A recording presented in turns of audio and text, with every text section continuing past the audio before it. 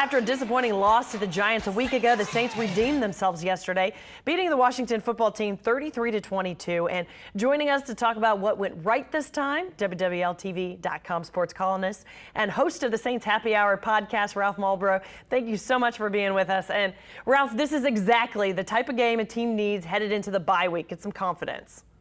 That's right. If you told me in August that the Saints would be 3-2, I'd have said that sounds about right.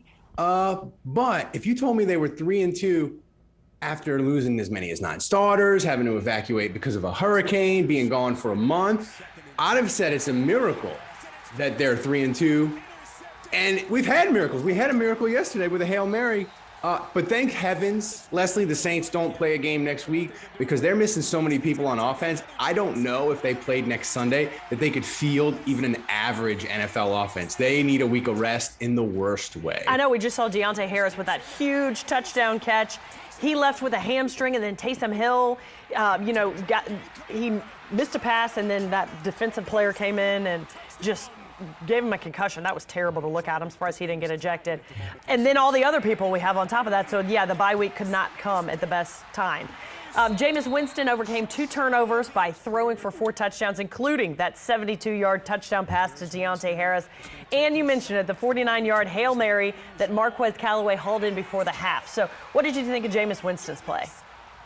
Got to do the weekly Jameis referendum, yeah. Right? Jameis, he entertains us. I call yesterday the full Jameis. He was both atrocious and amazing throughout Sunday. His inaccurate passing had led to an interception, and his inaccurate throw led to Taysom being hurt, unfortunately. He also had the dime to Deontay Harris for the 72-yard touchdown and a perfect Hail Mary to Marcus Callaway. I know we talk about how a Hail Mary is luck, and it is, but the quarterback's got to give your guy a chance. But Leslie, Sunday has gone completely off the rails in the most glorious way for the Saints when we're talking about a Hail Mary and it's answered in the Saints' favor.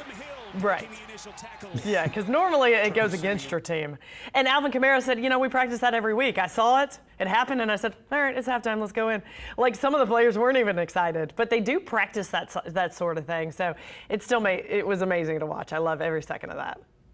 Okay, let's talk. It was great. Go ahead. Go ahead. No, you. No, I was going to say the 2021 Saints, I feel like, Leslie, they're a carnival ride that might be broken, possibly unsafe, but we paid for the ticket, and gosh darn, we're going to ride the thing. Sunday in Washington, the Saints, they gave us a ride, but the older I get, I think I enjoy these crazy games filled with shenanigans and silliness more than I enjoy like a blowout win. A Saints game has gone totally insane when they have a Hail Mary, a bunch of injuries. We're talking about, should we give Jameis $150 million or should we give him a bus ticket ride home? And that's not even the most amazing thing about the game. The most amazing thing about the game is the punter for the Saints won this game. Yeah, but normally you don't want to be punting, but yeah, he was amazing. Blake Gillikin. Listen, Thomas Morstead is the best punter in Saints history, but if you told me to pick one game where a Saints punter was the best I've ever seen, it was yesterday. That punt, when the Saints are winning 2016 and he backs up Washington, that swung the game entirely in the Saints' favor.